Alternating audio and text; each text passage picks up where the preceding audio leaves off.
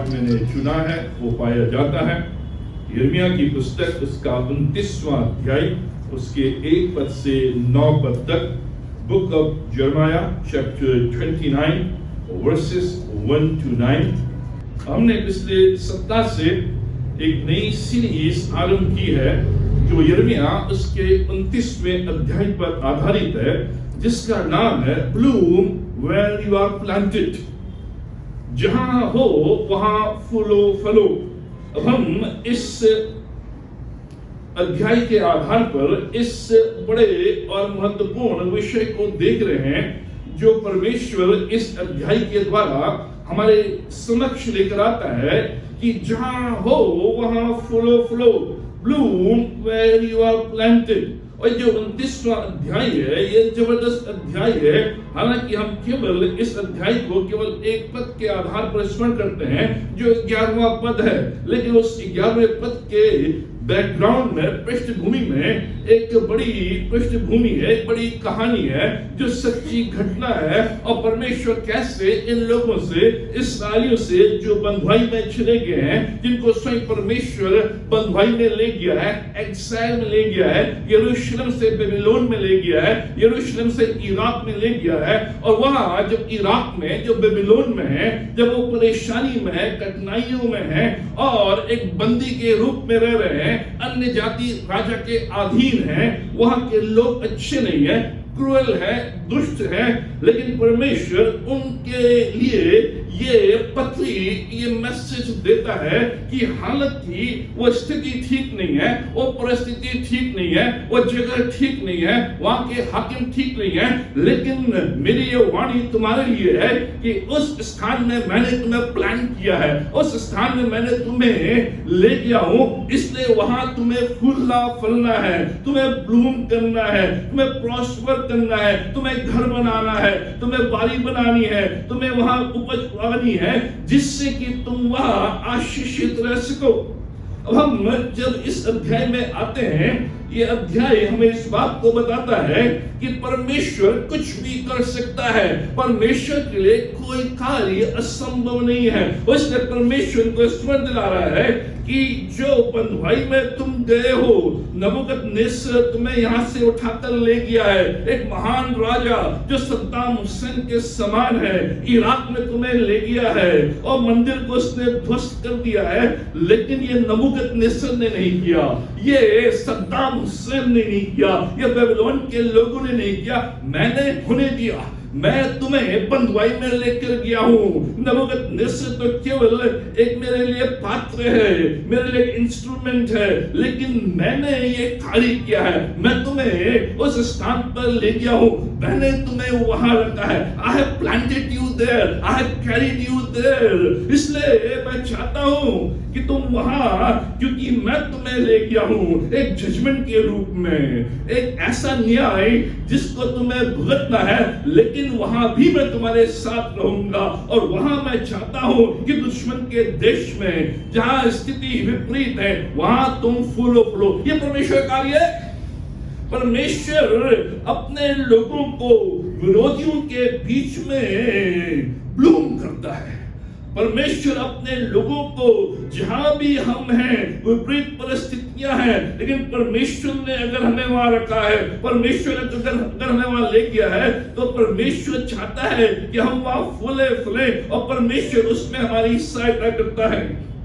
अब जो बातें इस अध्याय में है उनको हम देखेंगे। पिछले संडे हमने देखा था, और जो अध्याय है, जो इसका बैकग्राउंड है और जो इसका मुख्य विषय है वो ये है, जब आप कठिन परिस्थितियों में हैं, जब आप कठिन समयों में से होकर गुजर रहे हैं, जब आप कठिन स्थानों में हैं और आप महसूस कर रहे हैं और आप जान रहे हैं कि जो कठिन परिस्थिति है ये शीघ्र बदलने वाली नहीं है, ये जो कठिन समय है ये शीघ्र सुधरने वाला नहीं है, ये कठिन स्थान जो है जिसमें मैं हूं वो शीघ्र बदलने वाला नहीं है, ये आप महसूस कर रहे हैं। न केवल आप कठिन परिस्थिति में हैं, न केवल आप कठिन समय में हैं, न केवल आप कठिन समय में हैं, न केवल कठिन स्थान में हैं, लेकिन ये महसूस कर रहे हैं, ये अनुभव कर रहे हैं, ये जान रहे हैं, ये नॉलेज आपके पास है कि ये समय शीघ्र बदलने वाला नहीं है, ये स्थान शीघ्र बदलने वाला नहीं है, ये परिस्थिति शीघ्र बदलने वाली नहीं है। इस संबंध में कई उत्तर, कई चीजें जिनको हमने देखा था, लेकिन एक चीज जरूरी जो परमेश्वर चाहता है इस्राएलियों से कि बेबीलोन में वो ढूंढे, इस एक्साइल में वो ढूंढे, और परमेश्वर चाहता है कि हम ऐसी परिस्थिति में ढूंढे। जो परमेश्वर चाहता है कि हम जो जरूर करें वो ये, वापस परमेश्वर के पास आए और परमेश्वर को ढूंढने, फाइंड आउट जो भी विपरीत परिस्थिति है। इस्राएलियों, तुम बेबीलोन में हो, तुम इराक में हो, नबूकदनेस्सर के अधीन हो, मंदिर का सारा सामान लूट कर चला गया है, मंदिर उसने ध्वस्त कर दिया है, जो सुलेमान ने बनाया था उसे ध्वस्त कर दिया है, और ये स्थिति शीघ्र बदलने वाली नहीं है। लेकिन तुम ढूंढो इस परिस्थिति में परमेश्वर को, और जब वो इस परिस्थिति में आते हैं, जब उस परिस्थिति में ढूंढते हैं कि परमेश्वर आ है, तो अब दिखता है कि परमेश्वर हमसे कहता है ये मैंने किया है, ये मैं तुम्हें लेकर आया हूं, मैं इसमें इन्वॉल्व हूं, मैं इसके बीच में हूं। और जब भी ऐसा लग रहा है कि सब कुछ शीघ्र बदलने वाला नहीं है, उस समय हमें एक काम जरूर करना है, वो ये कि वापस परमेश्वर के पास आकर उस परिस्थिति में, उस समय में, उस स्थान में, उस जॉब में परमेश्वर को ढूंढना है कि परमेश्वर तू कहां है। वापस परमेश्वर के पीछे। और ये जो बैकग्राउंड है ये इस बात को बताता है जो चौथे पद में है, उसमें लिखा था जितने लोगों को मैंने यरूशलेम से बंदी करके बेबीलोन में पहुंचा दिया है। परमेश्वर कह रहा है कि मैं तुम्हें बेबीलोन में ले गया हूं। यह है बैकग्राउंड, यह है परमेश्वर का कार्य। परमेश्वर कह रहा है मैं तुम्हें ले गया हूं, मैंने वहां रखा है और किसी ने नहीं। नबूकदनेस्सर तुम्हें बेबीलोन में, इराक में नहीं ले गया है। जो हमने पिछले संडे देखा था कि 597 में, 597 बीसी में नबूकदनेस्सर को परमेश्वर खड़ा करता है अपने लोगों को दंड देने के लिए, न्याय करने के लिए, क्योंकि परमेश्वर से भटक गए थे, परमेश्वर की नहीं सुन रहे थे, परमेश्वर के भवन में नहीं आ रहे थे, परमेश्वर की आराधना नहीं कर रहे थे। परमेश्वर ने कहा इनफ इज इनफ, अब बहुत हो गया है। अब नबूकदनेस्सर जो दुष्ट राजा है, सद्दाम हुसैन जो दुष्ट राजा है, उसको खड़ा करूंगा जिससे कि मैं अपने न्याय को तुम्हारे सामने लेकर आऊं। और 597 बीसी में यरूशलेम में वो चढ़ाई करता है, आता है, मंदिर को लूटता है और 10,000 परमेश्वर के लोगों को बंदी बनाकर ले जाता है। 586 बीसी में फिर दोबारा वो आता है शहर में, शहर को जला देता है और मंदिर को वो ध्वस्त कर देता है, मंदिर को ध्वस्त कर देता है। ये स्थिति यहां पर है। और आज हम 4 से 6 पद में इसको देखेंगे, जो 4 से 6 पद है। जब ये उस स्थान में चले गए हैं, बाबुल में चले गए हैं, इराक में चले गए हैं, वहां वो खुश नहीं है, परेशानी में है, तकलीफ में है।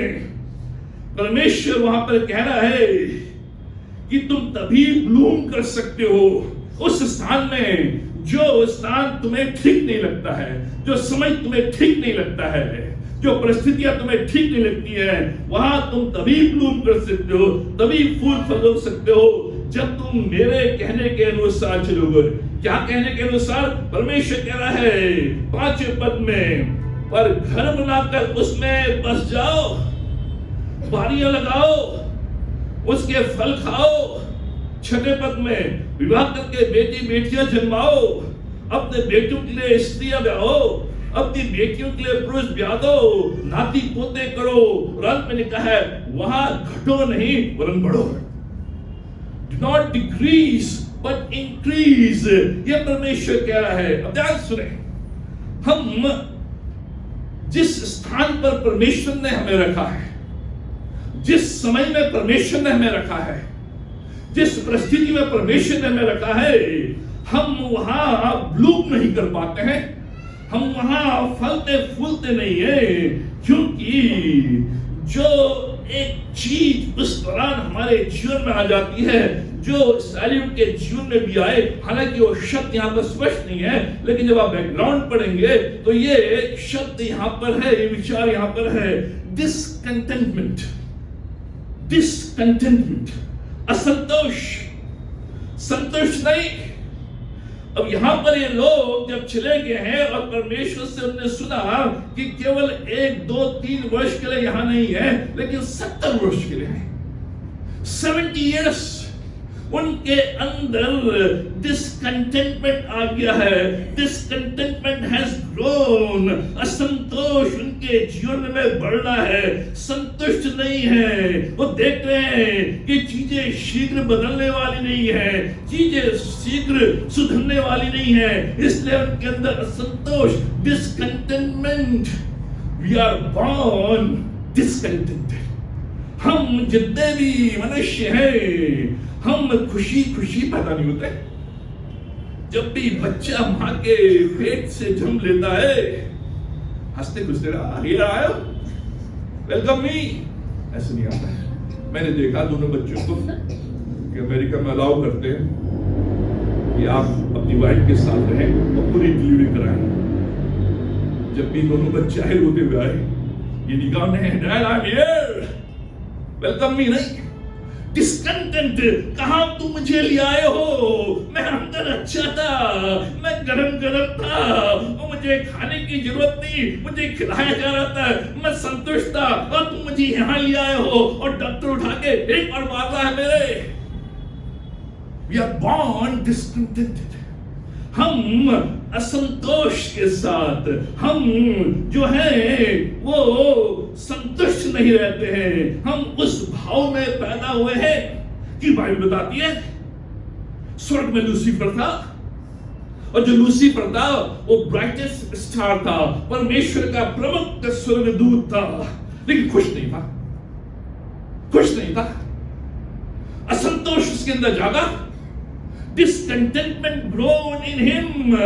उसके अंदर एक असंतोष की भावना, असंतुष्टि की भावना, अपने पोजीशन से खुश नहीं, अपनी स्थिति से खुश नहीं। मैं परमेश्वर के समान बनना चाहता हूं, मैं परमेश्वर होना चाहता हूं, परमेश्वर से नीचे नहीं, परमेश्वर होना चाहता हूं। उस असंतोष के कारण, उस डिसकंटेनमेंट के कारण उसके अंदर बलवे की भावना, उसके अंदर विद्रोह, और रातों रात परमेश्वर ने 1/3 जो उसके साथ जुड़ गए थे स्वर्गदूत, उनको निकाल दिया। ये जो असंतोष है, ये जो डिसकंटेंटमेंट है, ये फैलने वाली बीमारी है, ये फैलने वाली बीमारी है। इसके अंदर आया, लेकिन 1/3 1/3 एंजल्स ज्वाइंड हिम, और परमेश्वर ने रातों रात उनको निकाल दिया। एक बलवे के कारण स्वर्ग से निकाले गए। उस दिन से उसका नाम शैतान है, वो डेविल है। तब से उसका नंबर 1 हथियार जो विश्वासियों के जीवन में वो प्रयोग करता है, वह है डिसकंटेंटमेंट, वह है असंतोष, वह है असंतुष्टि। हमारे अंदर जो पहला हथियार जो शैतान इस्तेमाल करता है, वो हमारे अंदर असंतोष की भावना को उत्पन्न होने देता है, उसको ग्रो करता है। और यही उसने पहला हथियार अदन की वाटिका में हवा के साथ किया। तुम परमेश्वर बन सकती हो, परमेश्वर के समान हो सकती हो। हवा के अंदर आया, हाँ मैं तो बन सकती हूं, मुझे परमेश्वर ने क्यों नहीं बनाया? और उस दिन से लेकर आज तक जो सीड ऑफ डिसकंटेंटमेंट है, बी लाइक गॉड, जो मैं हूं उसमें मैं संतुष्ट नहीं हूं, हैप्पी नहीं है, अनहैप्पी एवर सिंस अदन की वाटिका के बाद। We never have been fully satisfied। अदन की वाटिका के बाद हम जो लोग हैं पूर्ण रूप से संतुष्ट नहीं है, असंतोष है, डिसकंटेंट है। और यही परमेश्वर कह रहा है ये। आप देखिए, अगर आप यंग हैं, जवान हैं, तो आप उम्रलाद बनना चाहते हैं, आप ओल्ड बनना चाहते हैं, ओल्डर, जो ये टीनेज के जो बच्चे हैं, इनको बोलो अगर ये 13 साल के, नहीं मैं 14 साल का हूं, अरे तुम छोटे हो, नहीं मैं तो बड़ा हूं। जो यंगर है वो ओल्डर होना चाहते हैं, वो बड़ा बनना चाहते हैं, लेकिन जो ओल्ड है वो जवान बनना चाहते हैं। जो ओल्ड है उनसे कहो कि तुम्हारी उम्र 45 साल, नहीं 45 नहीं 40 है। ये असंतोष की भावना, क्योंकि हम खुश नहीं है। हम जहां हैं, जिस अवस्था में है, वो हम खुश नहीं है। जो जवान है, जब हम जवानी में थे, कोई हमसे पूछता नहीं तुम तो 18 साल के न्यू पिक्चर नहीं देख सकते। पहले था 18 साल में ही आप पिक्चर देख सकते, हॉल में जा सकते थे। नहीं हम तो 18 साल के। आज कोई हमसे कहे तुम 45 साल में, नहीं मैं तो 42 साल का हूं। खुश नहीं है। अगर आपके पास कोई चीज पुरानी है तो आप कुछ नया चाहते हैं। मेरी कार पुरानी होगी, मुझे नया चाहिए, खुश नहीं है। अगर नहीं है तो उससे अधिक नहीं चाहिए, उससे अधिक नया चाहिए। अगर छोटा है तो बड़ा चाहिए, अगर बड़ा है तो और बड़ा चाहिए।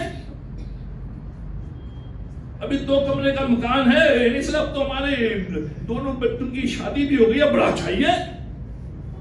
और जो जो जो जो रिटायर हो गए हैं वो कह रहे हैं कि सर हमें छोटा चाहिए, ये बहुत बड़ा है। अगर आपके पास 10,000 रुपए हैं तो आप चाहेंगे 20,000 हो, 50,000 हो, क्योंकि पूर्ण संतुष्ट नहीं है। अगर अपार्टमेंट है तो मुझे घर चाहिए, अगर घर है तो मुझे बड़ा घर चाहिए, अगर जॉब है तो मुझे बेटर जॉब चाहिए, मुझे बिगर जॉब चाहिए, मुझे ऐसी जॉब चाहिए जो घर के नजदीक हो, जिससे कि आने जाने में परेशानी न हो, मुझे बिगर ऑफिस चाहिए, मुझे बेटर बॉस चाहिए, मौके चाहिए, बेनिफिट चाहिए, अच्छे लोग चाहिए और ज्यादा छुट्टियां चाहिए। संतुष्ट नहीं है, संतुष्ट नहीं है। Born discontent. अगर सिंगल है, ये ड्रीम कब शादी होगी।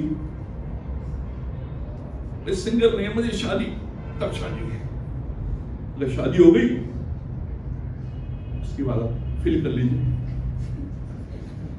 काश सिंगल रहता। पूछिए जो मैरिड लोग हैं, पूछिए जो जवान है, वो दिन रात सबको देख रहे हैं शादी के, और जो शादी कर ली जिनने कब मायके जाएगी। तो ये क्या है, एक bond, certain amount of discontentment is good। थोड़ा बहुत असंतोष सही है, क्योंकि वो थोड़ा बहुत असंतोष जो है मुझे पुश की ओर मुझे धकेलता है, आगे की ओर धकेलता है।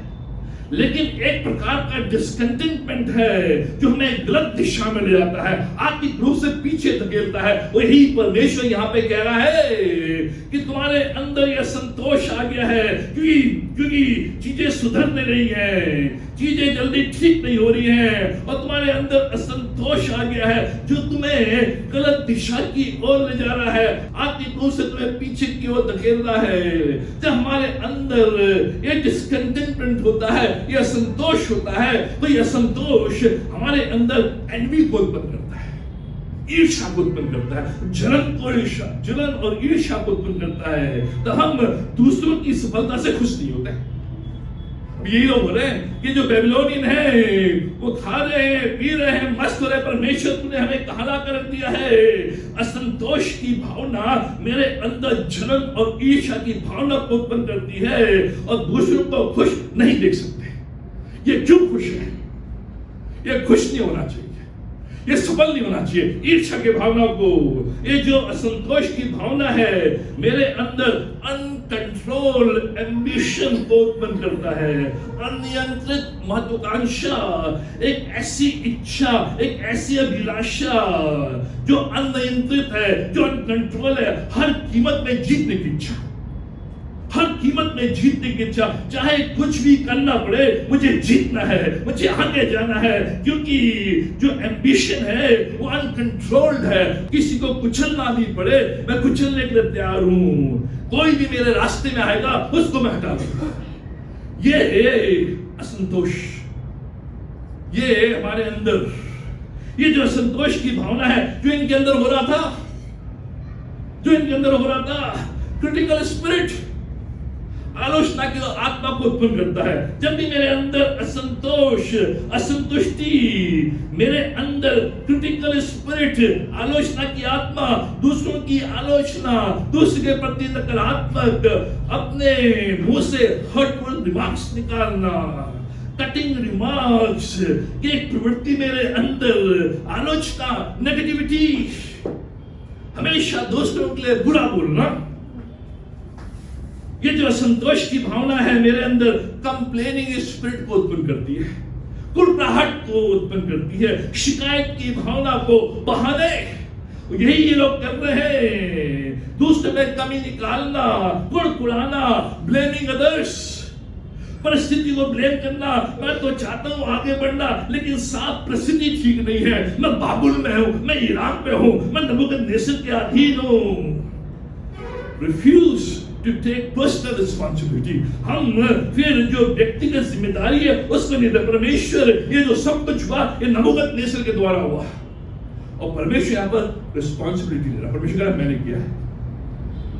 मैंने किया है, क्योंकि परमेश्वर के अंदर कोई डिस्कंटेंटमेंट नहीं है, कोई असंतुष्टि नहीं है, वो व्यक्तिगत रिस्पॉन्सिबिलिटी ले रहा है। ये जो complaining spirit, not thankful for what already have, जो भी तुम्हारे पास है उसके प्रति धन्यवादी नहीं। इनके पास बहुत कुछ है लेकिन धन्यवादी नहीं। ये जो असंतोष की भावना है मेरे अंदर, एंगर को आउटबर्स्ट करती है, क्रोध का फूटना, क्योंकि असंतोष है, असंतुष्टि है, उससे जलन आ गया है, अनकंट्रोल एम्बिशन आ गया है, क्रिटिकल स्पिरिट आ गई, कंप्लेनिंग स्पिरिट आ गई है, इसने क्रोध भरा हुआ है और एकदम से फूटता है, एकदम से क्रोध फूटता है। क्रोध करना क्योंकि एक्सपेक्टेशन पूरी नहीं हो रही है। ये व्यक्ति जो असंतोष है वो कहता है I deserve something better than this. ये लोग कह रहे हैं कि परमेश्वर हमें इससे अच्छा चाहिए था, हम इससे अच्छे हैं, हम डिजर्व इससे ज्यादा करते हैं, हमें बंदी बनाकर क्यों ले आया, हम यहां रह नहीं सकते, हमें अच्छा डिजर्व करना है। अब ध्यान सुने, किसी ने कहा है contentment makes poor man rich, discontentment makes a rich man poor। ध्यान सुने, जो असंतोष की भावना है वो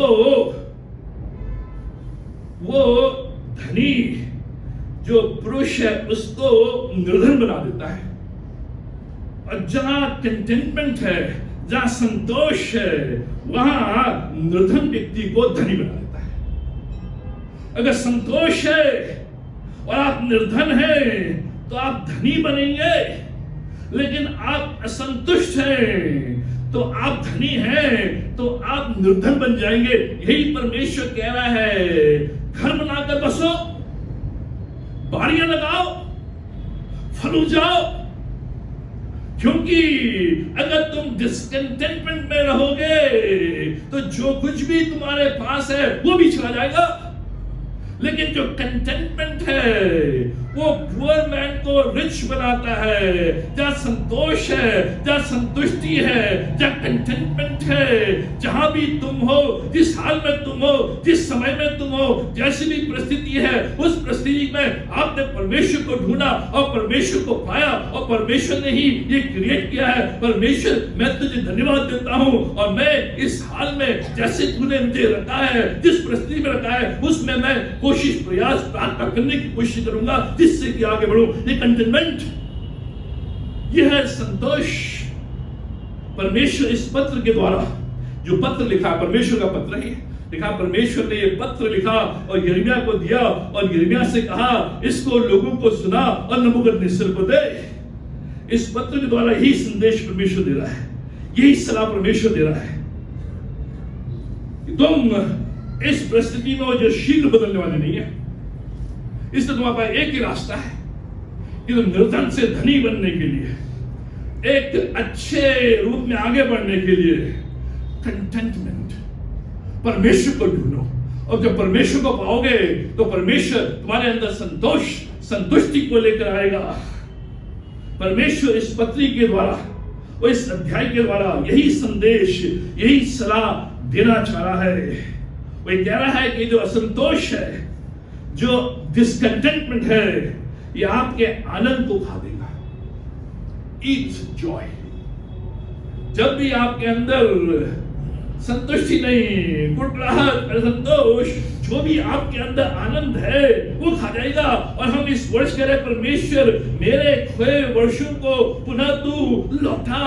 जो भी मेरे आनंद के वर्ष खो गए थे उनको तू लौटा।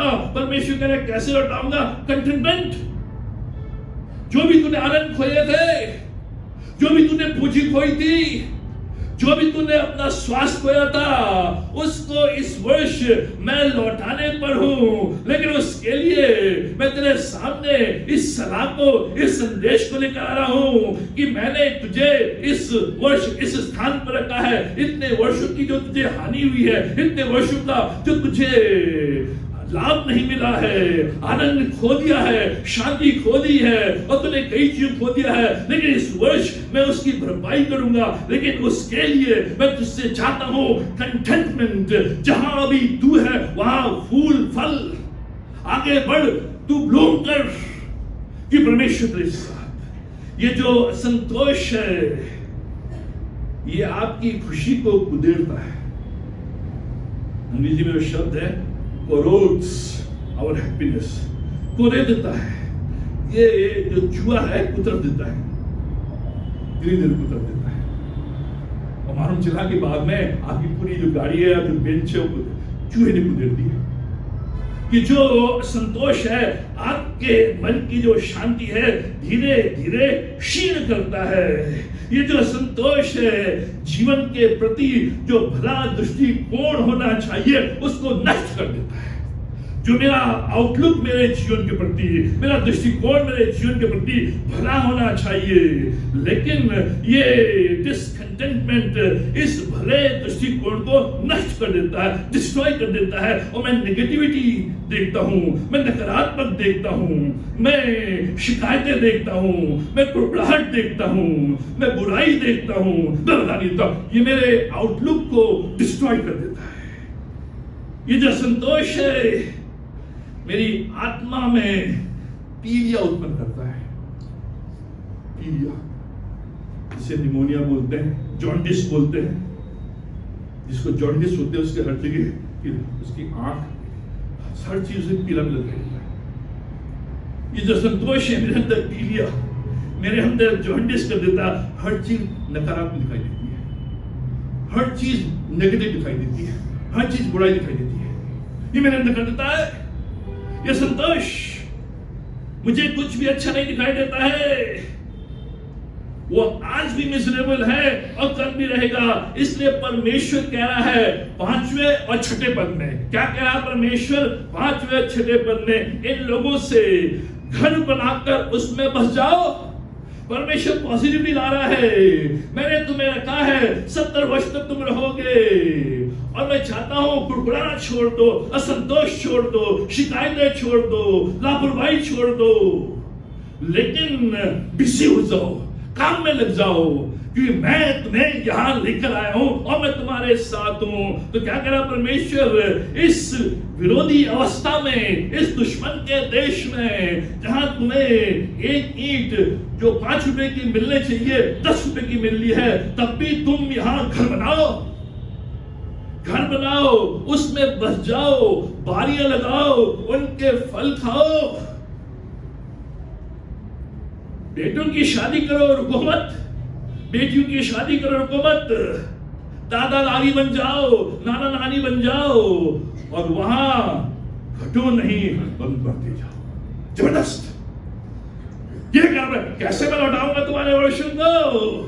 जो भी तुम्हारे जीवन में घटी हुई है, जो भी तुम 10,000 लोग अपने घर से बेघर हो गए हो, अब तुम वहां घटोगे नहीं, बढ़ोगे।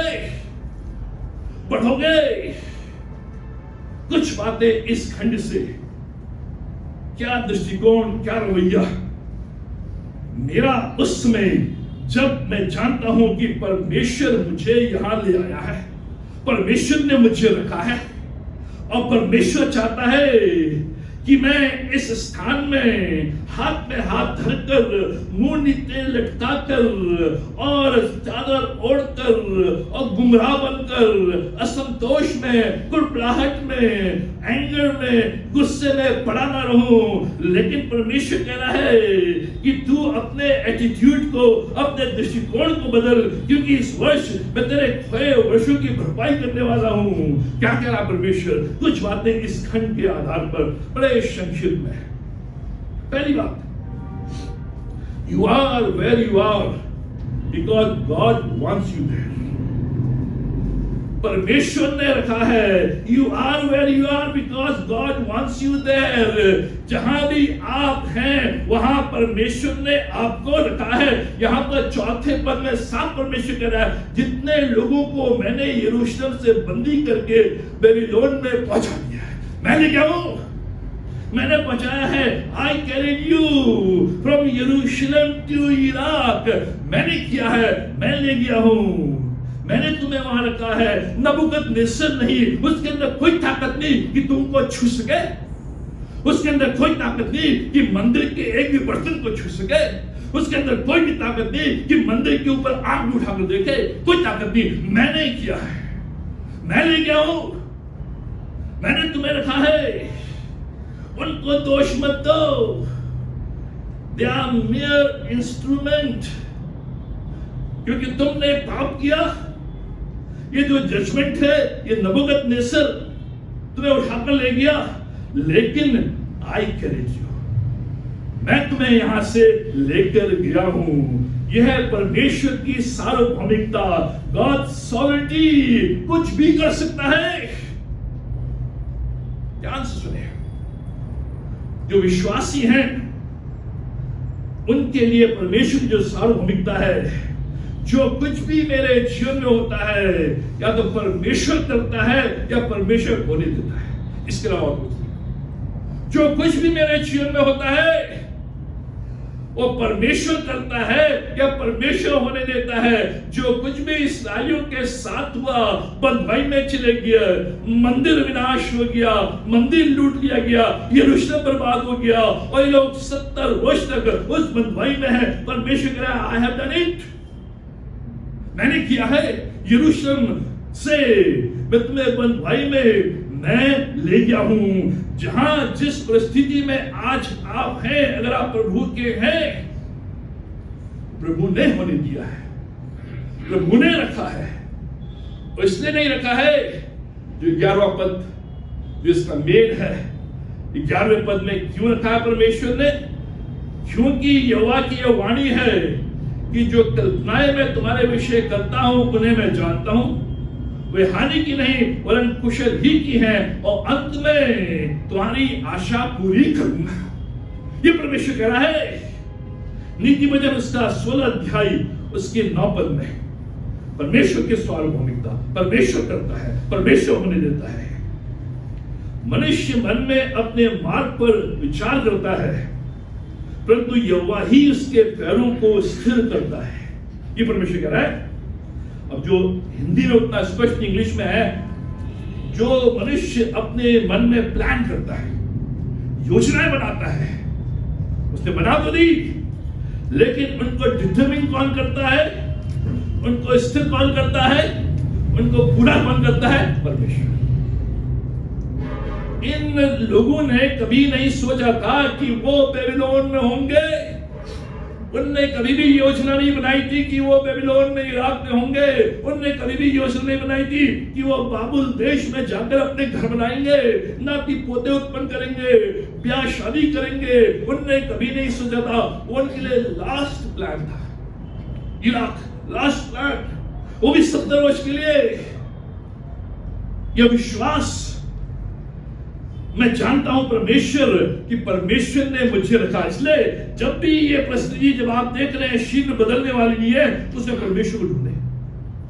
हम सब कुछ करते हैं लेकिन परमेश्वर को नहीं ढूंढते, इसलिए फलते फूलते नहीं है, इसलिए ब्लूम नहीं करते। लेकिन परमेश्वर कह रहा है मुझे ढूंढो, मैंने किया है, मैं ले गया हूं, I am involve in it, I am in the midst of it, मैं इसमें हूं। इसलिए उस घड़ी में ये मेरा विश्वास, मैं जानता हूं कि परमेश्वर ने रखा है, नहीं जानता हूं क्यों, लेकिन ये जानता हूं कि बाय चांस मैं यहां नहीं हूं।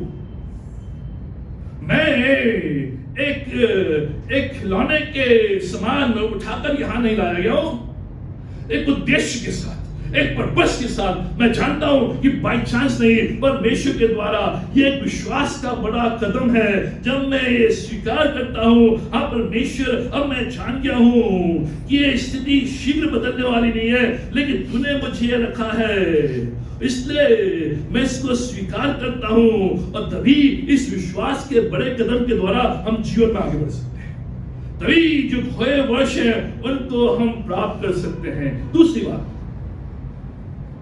you are called to make the most of your present circumstances. अपनी वर्तमान परिस्थिति का लाभ उठाए। जो भी आपकी वर्तमान परिस्थिति है उसमें अवसर को बहुमूल्य समझते हुए उस परिस्थिति का लाभ उठाएं, उस परिस्थिति में अपने आप को एक्टिव करें, उस परिस्थिति में परमेश्वर को ढूंढें और परमेश्वर के साथ मिलकर उस परिस्थिति का लाभ उठाएं। ये परमेश्वर कह रहा है, ये जो परिस्थिति है जिसमें मैंने तुम्हें रखा है, 1 वर्ष के लिए, 2 वर्ष के लिए, 70 वर्ष के लिए रखा है, और मैं तुम्हें ले गया हूं, और जैसे मैं यरूशलेम में था तुम्हारे साथ, वैसे तुम्हारे साथ मैं बेबीलोन में हूं। इसलिए तुम यहां पर इस परिस्थिति का जो वर्तमान में है इसका पूरा पूरा लाभ उठाओ, अवसर को बहुमूल्य समझो। इसलिए परमेश्वर कह रहा है, don't waste your time, don't waste your energy complaining, कुड़कुड़ाहट में, असंतोष में तुम्हारे सालों बीत जाएंगे और तुम कुछ हासिल नहीं कर पाओगे। लेकिन जहां तुम्हें मैंने रखा है उस परिस्थिति का तुम लाभ उठाओ, अवसर को बहुमूल्य समझते हुए उस परिस्थिति में ही क्या करो, घर बनाओ, घर बनाओ। सर कैसे बना सकता हूं मैं, ये बात पैसे नहीं है, ये लोग बड़े विचित्र हैं, ये रजिस्ट्री नहीं होने देंगे, ये बड़ा नहीं लगा देंगे, ये अपोज करेंगे, सब दीजिए, प्रवेश करेंगे। यूज जो भी परिस्थिति उसका इस्तेमाल करो, उसका इस्तेमाल करो। बिल्ड हाउसेस लिखा है, build houses and settle down, settle down. उन घरों में बैठकर आप रहो, लिखा है प्लांट गार्डन्स, लिखा है कि तुम बारियां लगाओ ताकि तुम खाने पाओ। अब ये लोग सोच रहे थे कि अब 1 वर्ष के लिए, 2 वर्ष के लिए है, यहाँ क्या करें, हम ऐसे बैठे रहेंगे। वो परमेश्वर अगर कर दिया तो कर दिया, नहीं तो मर जाएंगे। परमेश्वर नहीं, चाहे तुम 1 साल के लिए हो, चाहे तुम 70 साल के लिए हो, उस परिस्थिति का लाभ उठाओ, उस परिस्थिति में तुम अपने आप को डालो, क्योंकि मैं उसमें हूं। प्लांट गार्डन्स, बारियां लगाओ, बिजनेस करो और उस बारियों के फल खाओ। परमेश्वर ने जबरदस्त है ये। हम सोच रहे हैं ये परिस्थिति विपरीत है, यहां कुछ नहीं कर सकते हैं। परमेश्वर कह रहा है नहीं, मैंने रखा है, आई एम दैट, मैं तुम्हारे साथ हूं। बिल्ड करो, बारियां लगाओ, बिजनेस करो, आगे बढ़ो, पढ़ाई करो, उन्नति करो और उसका फल खाओ। साथ साथ बच्चों की शादी भी करो, अपने बेटों की शादी करो, बहू को लेकर आओ, बेटियों की शादी करो, उनको विदा करो और नाना नानी बन जाओ, दादा दादी बन जाओ, बोलो बोलो। दूसरे शब्दों में, bloom where you are planted, जहां तुम्हें रखा है वहां तुम बढ़ो। मैरी, और लिखा है इंक्रीज, डिक्रीज नहीं। ये लोग सोच रहे आप तो मर जाएंगे, खत्म हो जाएंगे। बायोलॉजिकल ग्रोथ नहीं होगी, लेकिन परमेश्वर बड़े अच्छे शब्दों में कह रहा है कि तुम वहां पर घटो नहीं वरन बढ़ते चले जाओ। Bloom where you are planted. हम क्या करते हैं? हम इफ ओनली गेम में रहते हैं। इफ ओनली गेम क्या है? If only game. अगर if only I get married I will be happy.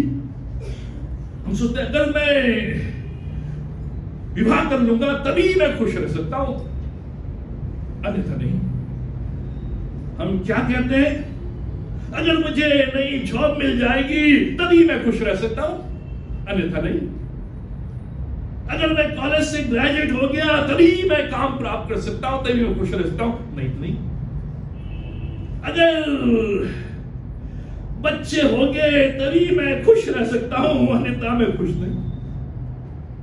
अगर मैं रिटायर हो गया तभी मैं चैन के साथ कॉटेज में रह सकता हूं। If only game. अगर मैं ज्यादा पैसा कमाऊं तभी मैं खुश रह सकता हूं।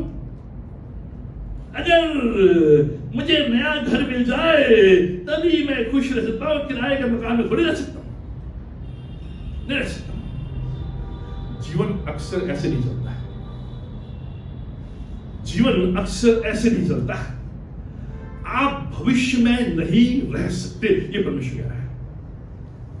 इस्राएलियों, तुम केवल फ्यूचर में रह रहे हो कि जब हम यरूशलेम चले जाएंगे तभी घर बनाएंगे, तभी खुश रह सकते हैं, तभी आराधना कर सकते हैं, तभी मंदिर में जा सकते हैं, तभी परमेश्वर को धन्यवाद कर सकते हैं, तभी शादियां कर सकते हैं, तभी बढ़ सकते हैं। परमेश्वर कह रहा है तुम भविष्य में नहीं रह सकते।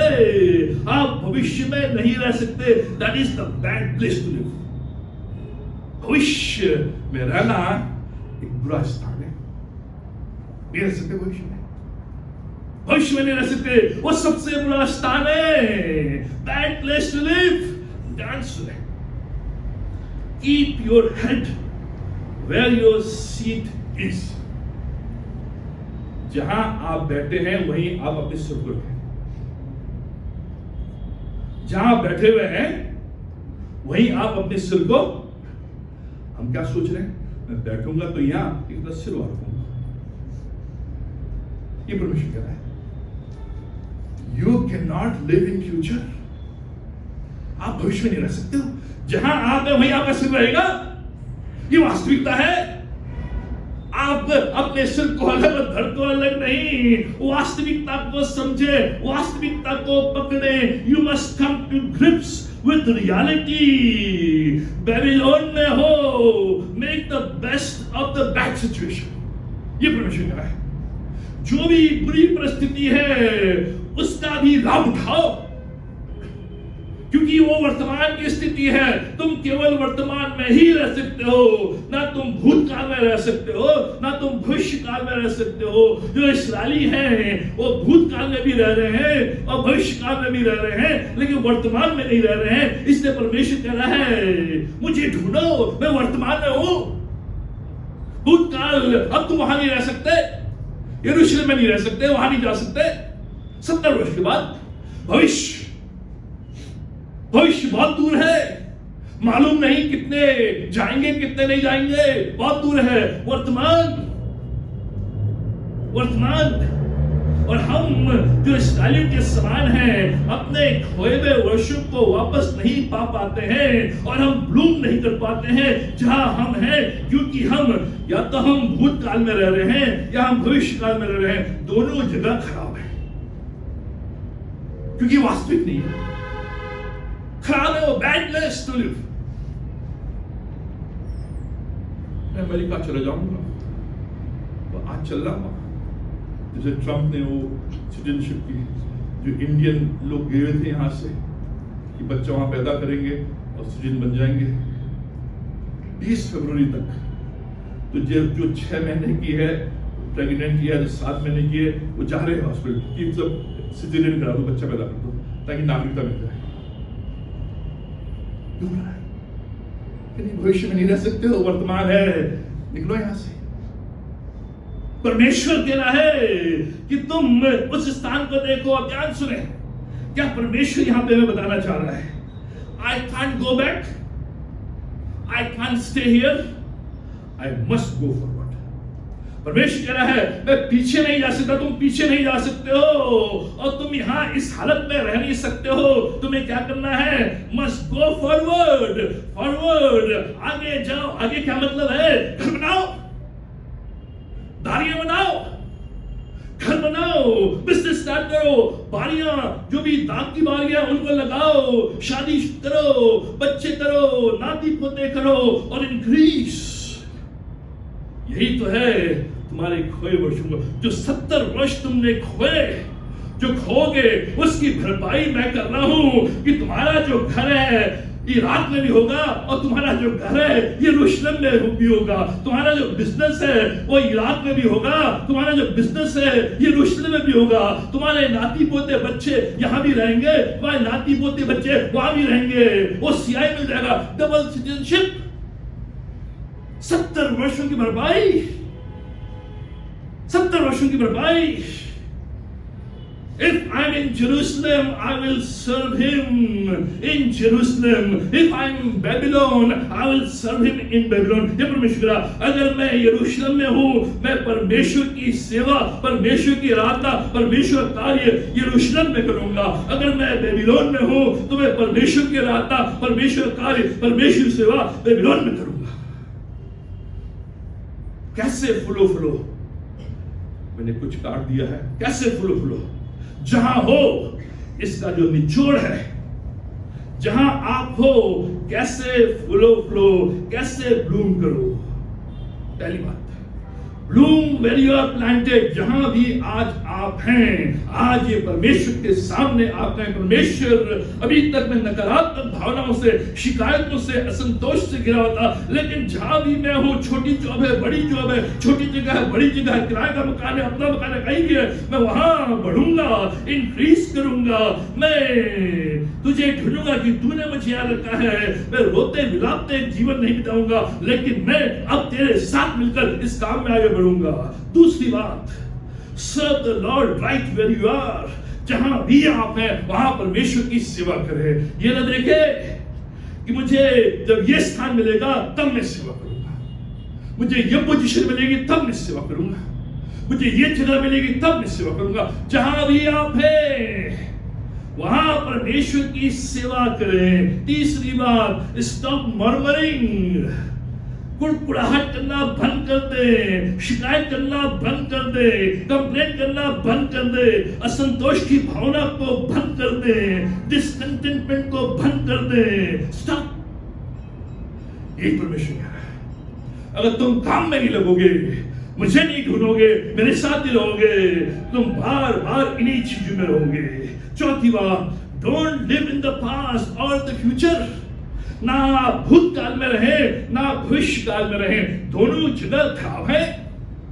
जो वास्तविकता है वो वर्तमान है, और इस वर्तमान में मुझे परमेश्वर को ढूंढते हुए अपने घर बनाने हैं, मुझे दाग की बारियां लगानी है, मुझे बच्चों की शादियां करनी है, मुझे परिवार को बढ़ाना है, मुझे इंक्रीज होना है, मुझे बढ़ना है, मुझे घटना नहीं है। ये वर्तमान में ही। अगर आप भविष्य को देखते, भविष्य में जब ये सब ठीक हो जाएगा तब करूंगा, उसमें कभी नहीं होगा। जो वर्तमान है, एक तोड़ा है, एक तोड़े के साथ 10 रुपया है, 10 रुपए के साथ। परमेश्वर काश 10,000 रुपये जाते तब मैं कुछ करता नहीं, कभी नहीं आएगा। परमेश्वर 10 रुपये को 10,000 बनाएगा अगर आप परमेश्वर को उसमें लेंगे। ये परमेश्वर कह रहा है। पांचवी बात, let God define your life, not earthly circumstances. जो पृथ्वी की परिस्थितियां हैं वो आपके जीवन को निर्धारित ना करें, केवल परमेश्वर ही आपके जीवन को निर्धारित करे, केवल परमेश्वर ही आपके जीवन का मार्गदर्शन करे। ये जो परिस्थितियां हैं संसार में, ये जो पृथ्वी पर है, जिन परिस्थितियों से मैं जूझ रहा हूं, वो परिस्थितियां मेरे जीवन को निर्धारित नहीं कर सकती, मेरे जीवन को डिटरमिन नहीं कर सकती, मेरी डेस्टिनी निर्धारित नहीं कर सकती। केवल परमेश्वर ही मेरे जीवन को डिफाइन करता है, वही मेरे जीवन में डेस्टिनी लेकर आता है, वही मेरे जीवन को निर्धारित करता है। Let God decide, let God define your destiny. परमेश्वर ही, परिस्थितियां नहीं। लेकिन हम क्या कर रहे हैं और क्या शादी कर रहे हैं? परिस्थितियां उनके जीवन को निर्धारित कर रही हैं, गाइड कर रही हैं, डायरेक्ट कर रही हैं, इसलिए असंतोष। लेकिन जब परमेश्वर को आपने ढूंढ लिया और परमेश्वर आपकी परिस्थिति में, आपके जीवन में आ गया, परमेश्वर आपके जीवन को डिफाइन कर रहा है, और तब आप घर बनाएंगे, तब आप बारियां लगाएंगे, तब आप उसकी उपज खाएंगे। Number 6, Don't expect change to make you happy. आप ये ना सोचें कि जब बदलाव आएगा तभी मैं खुश होऊंगा। जब बदलाव आएगा तभी मैं खुश होऊंगा, नहीं। क्योंकि परिस्थितियां अभी नहीं बदल रही हैं, परिस्थितियां अभी सुधर नहीं रही है, अभी 70 साल लगेंगे। इसलिए आप ये एक्सपेक्ट नहीं करें कि जब परिस्थितियां बदलेंगी, समय बदलेगा। कहते हैं सर, समय तो बदलेगा। आज कलयुग में है, कल अच्छा युग आएगा। आज मोदी जी के युग में है, कल राहुल जी के युग में आएंगे। अच्छा आएगा, हम तो समय का वेट कर रहे हैं सर, जैसे समय आएगा पकड़ लेंगे। Don't never expect to make change. जैसे जैसे आप परमेश्वर को ढूंढेंगे, वैसे वैसे जब आप उसके साथ इन्वॉल्व होंगे, परिस्थितियां बदलेंगी। और परमेश्वर कह रहा है कि मैंने तुम्हारे लिए भली और कुशल योजनाएं बनाई है, और मैं अंत में पूरी करूंगा। क्या है भली और कुशल योजनाएं? Summer house and winter house, मैंने बताया, एक घर नैनीताल में है, एक घर जयपुर में। जीवन बड़ा बढ़िया, दोनों जगह ये परमेश्वर की योजना है। लेकिन इस समय असंतोष को निकाल कर जो भी परिस्थिति है उसको तुम चेंज करो और उसमें तुम हैप्पीनेस देखो। 7वीं बात, never forget that you won't be here forever. आप इस बात को इसमें रखें कि आप यहां हमेशा नहीं रहेंगे। इस स्थिति में परमेश्वर कह रहा है इसराइलियों से, ये सोचो कि तुम बेबीलोन में हमेशा के लिए नहीं हो। केवल 70 वर्ष निकल जाएंगे और उसके बाद आशीषें, उसके बाद चंगाई, उसके बाद भरपूरी, उसके बाद जो भी हानि के वर्ष हैं, जो भी आपने खोया है उसको आप पाएंगे दुगना, बेबीलोन में भी और यरूशलेम में भी। 8वीं और अंतिम बात, गॉड इज विद यू। परमेश्वर कह रहा है, जैसे मैं यरूशलेम में तुम्हारे साथ था, वैसे मैं तुम्हारे साथ बेबीलोन में हूं। मैं तुम्हारी सहायता करूंगा। क्या करने में? ब्लूम करने में, फलने में, फूलने में, जिससे कि तुम्हारे अंदर जो डिस्कंटेंट में आ गया है, जो असंतोष आ गया है, जो शिकायतें मरमरिंग आ गई है, जो ढीलापन आ गया है, वो दूर करके आगे बढ़ते चले जाए।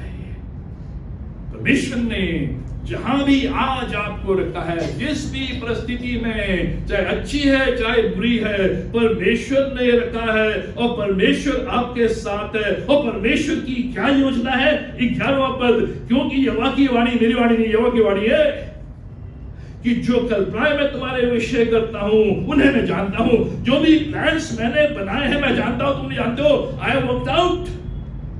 परमेश्वर पहले पूरा होमवर्क करता है, उसके बाद योजना बनाता है। हम पहले काम करते हैं, पूरा घर बना ले, अब पार्किंग कहां करेंगे, तब सोचते हैं अरे अब बाथरूम कहां है, अरे अब इसका क्या। लेकिन परमेश्वर कह रहा मैंने सब बता रखा है, मैं जानता हूं, आई नो।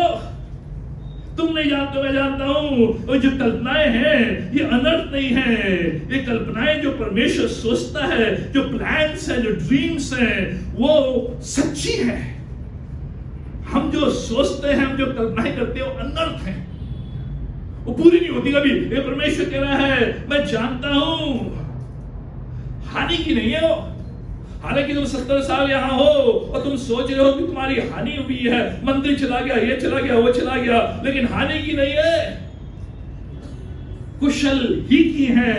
और अंत में तुम्हारी आशा पूरी करूंगा, और अंत में तुम देखोगे कैसे परमेश्वर तुम्हारी सहायता करता है। मित्रों, आज जिन्हें मैसेज जाते हैं इस विश्वास के साथ, परमेश्वर मैं तुझे इस परिस्थिति में ढूंढता हूं और मैं जानता हूं कि तू मेरे साथ है, और तूने मुझे इसलिए कहा है कि मैं इस परिस्थिति में ब्लूम करूं, फूलूं फलूं और परमेश्वर के नाम की महिमा करूं।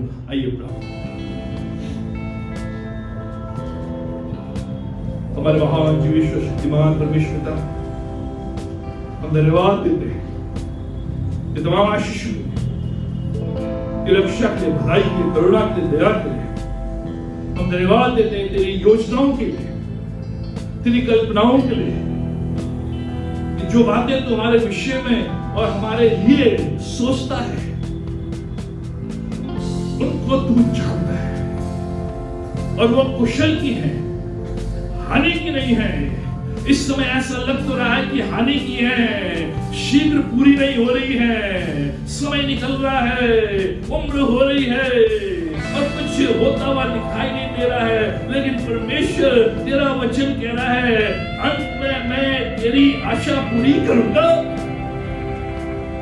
परमेश्वर इस विश्वास से, इस आशा से कि तूने इस वर्ष में हमें ब्लूम करने के लिए रखा है, फूलने फलने के लिए रखा है, घर बनाने के लिए, बारियां लगाने के लिए, सेटल होने के लिए, शादियां ब्याह करने के लिए, और घटने के लिए नहीं, बढ़ने के लिए। परमेश्वर तुम्हारी सहायता। प्रार्थना करते हैं आज जितने भी हमारे बीच में आए हैं, तो इनके विचारों को जानता है, उनके भावनाओं को जानता है, उनके दुख को, उनके रोग को, उनके कष्ट को, उनकी हानि को, जो वर्ष उनने खोए हैं, जो आनंद उनने खोया है, जो स्वास्थ्य उनने खोया है, जो प्रियजन उनने खोए हैं, जो धन उनने खोया है, जो संपत्ति उनने खोई है, जो समय उनने खोया, तो जानता अपना परमेश्वर आज उन सब बातों को हम तेरी वेदी में लाकर रखते हैं और तुझसे प्रार्थना करते हैं मेरा परमेश्वर कि तूने अपनी प्रतिज्ञा में कहा है हानि की नहीं लाभ की है, मैं अवश्य इनको पूरा करूंगा, तुम्हारे खोए वर्षों को लौटा लाऊंगा, और जहां भी मैंने तुम्हें कहा वहां तुम ब्लूम करोगे, चंगाई को प्राप्त करोगे, आशीष को प्राप्त करोगे, शांति को प्राप्त करोगे, कल्याण को प्राप्त करोगे। परमेश्वर इस भाव से, इस विश्वास से आज तो मैं आपसे विदा, जिससे कि आज हम अपने जीवन में तेरे इस बड़े कार्य को देख सके और जान सके कि वास्तविक में परमेश्वर ने जो कहा है उसे किया है। या परमेश्वर धन्यवाद, ये सब कुछ अपने उद्धारकर्ता प्रभु यीशु मसीह नाम में मांगते हैं। प्रभु यीशु मसीह का अनुग्रह, पिता परमेश्वर का प्रेम और पिता आत्मा की संगति हम सबों के साथ आज और हमेशा तक बनी रहे।